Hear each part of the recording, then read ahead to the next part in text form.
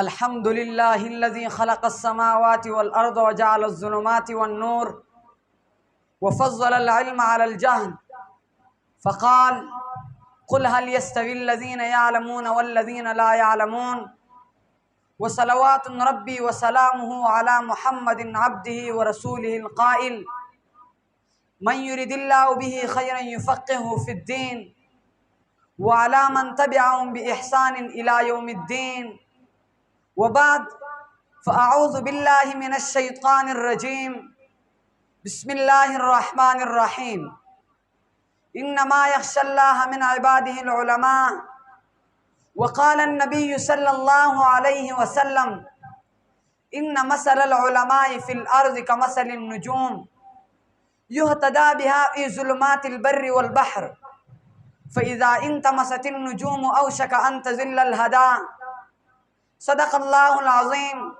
وصدق رسوله النبي الكريم رئيس الحفلة الميمونة وأساتذة الكرام وإخواني المكرمين السلام عليكم ورحمة الله وبركاته. يا معشر الطلاب إنكم تعرفون جيدا إن العلم هو نور وهدى ورحمة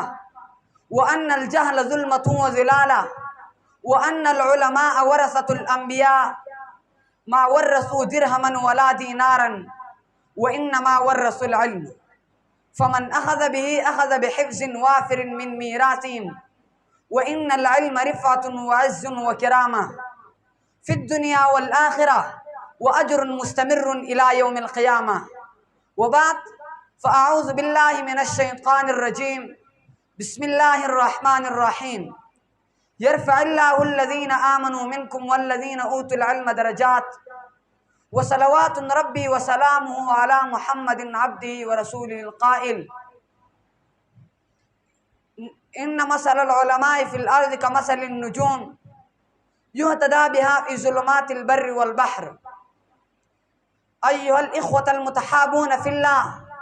إننا أمة محمد عليه وصلوات زاكية وتسليمات نامية ولا فخر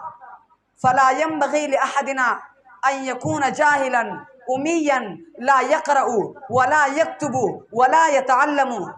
فإن الله عز وجل تفضل على الناس ببعثة الرسول الأعظم صلى الله عليه وسلم ليخرج الأميين من أميتهم لا لأن يبكوا كما كانوا أميين. أيها الطلبة الأعزاء سيروا في الأرض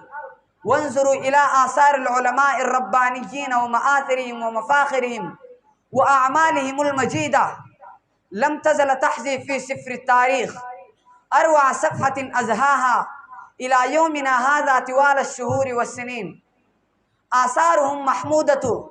طريقهم مأسورة وذكرهم مرفوع وسعيهم مشكور وإن ذكروا في المجالس ترحم الناس عليهم ودعوى لهم وإن ذكرت الأعمال الصالحة والأخلاق النبيلة الفاضلة والآداب العالية القويمة فهم نماذج حية وقدوة صالحة للناس فيها وأعلام يهتدى بهم وأقطاب تدور عليهم معارف الأمة وأنوار تتجلي بهم غياهب الظلمة. نعم هؤلاء العلماء الراسخون في العلم هم شهداء الله في الأرض الذي شهدوا بالحق وأعلنوا بأنه لا إله إلا الله. قال الله عز وجل شهد الله أنه لا إله إلا هو والملائكة أولو العلم قائما بالقسط وأولئك هم الذين يقودون الأمة لما فيه الخير والصلاح وجاهدوا في الله حق جهاده أولئك هم الذين يقودون الأمة لما فيه الخير والصلاح. تفضل فإن العلم نور لأهله تفقه فإن الفقه أفضل قائد تفقه فإن الفقه أفضل قائد إلى البر والتقوى وأعدل قاصد. والسلام عليكم ورحمة الله وبركاته.